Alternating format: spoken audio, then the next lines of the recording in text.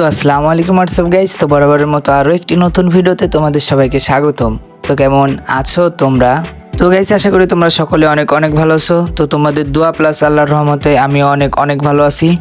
তো গাইস সেই ঠিক প্রতিদিনের মতো ভাবনা চিন্তা করতেছি আজ স্কুলে যাব কি যাব না। তো অনেক ভাবার পরে বুঝলাম না, আজকে বৃহস্পতিবার, স্কুলে যাওয়াটাই ভালো হবে। পরে আবার 2 দিন ছুটি থাকবে, তখন মনে মনে স্কুলটাকে মিস করব। তো যেই ভাবনা সেই কাজ। তো স্কুলের দিকে রওনা দিতাছি।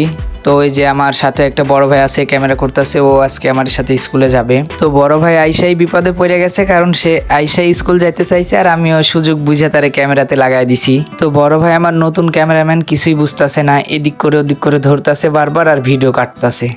তো এখন কি করার, নাই মামার থেকে কানা মামা অনেক ভালো, এইভাবেই চালায় যায়।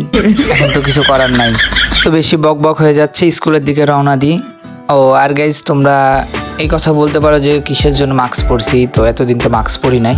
তো বিষয় হচ্ছে কিছুদিন আগে আমাদের স্কুলে আন্দোলন হয়েছে, তো সেই ভিডিওটা তো দিছি, তোমাদের অবশ্যই দেখছো।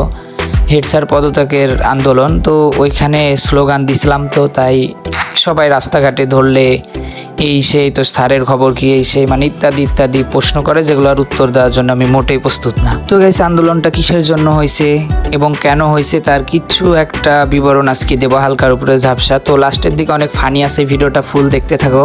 তো গাইস অনেক বকাবকি হয়ে গেছে। তো তার আগে বলো আমাকে কেমন লাগতেছে, সুন্দর লাগতেছে না জোকার জোকার লাগতেছে, অবশ্যই কমেন্টে বলবা। তো গাইস এখন আর কোনো কথা হবে না, এখন আর রওনা দিই, রাস্তায় গিয়ে একবারে দেখা হবে। তো এই সেই বড় ভাই, যে বড় ভাই আমার ক্যামেরা ধরছিল এতক্ষণ ভোর, অনেক কষ্ট করছে। তো বড় ভাই একটা পোজ দাও। তো এই যে বড় ভাই একটা পোজ দিল। তো অনেকক্ষণ ধরে যাই হোক ডিস্টার্ব করছি, তারাই ক্যামেরা ধরছিল। তো আমরা দুই পাপি ছাড়া মনে হয় না কেউ স্কুলে যাইতেছে, পুরা রাস্তা ফাঁকা। তো গেছে এটা হচ্ছে লোকাল রাস্তা, এখানে পাবলিক না থাকারই কথা। তো কিছুক্ষণের মধ্যে এই যে আমরা এখন বেশ্যা রোডে উঠে পড়ছি, সরি বিশ্ব রোডে উঠে পড়ছি।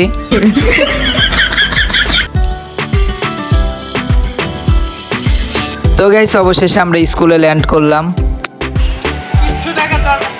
তো আমার ক্যামেরাম্যানকে বললাম কিচ্ছু দেখার দরকার নাই, কারণ ও এমনিতেই চোখে দেখে না। এই দেখেন আর একটু লেগে মোটরসাইকেলের তলে পড়তে লাগছিল। তো গাইস বাদ দেন, এই যে স্কুলে চলে আসছি। তো আমার ফ্যান ফলোয়ার সব আমার রিসিভ করতে আসছে। ওই যে দুইটা তো ক্যামেরা দেখে দৌড় মারছে, বাদ বাকি দুইটা আসছিল, বাট আমরা দিকে ঘুরেও তাকাইনি।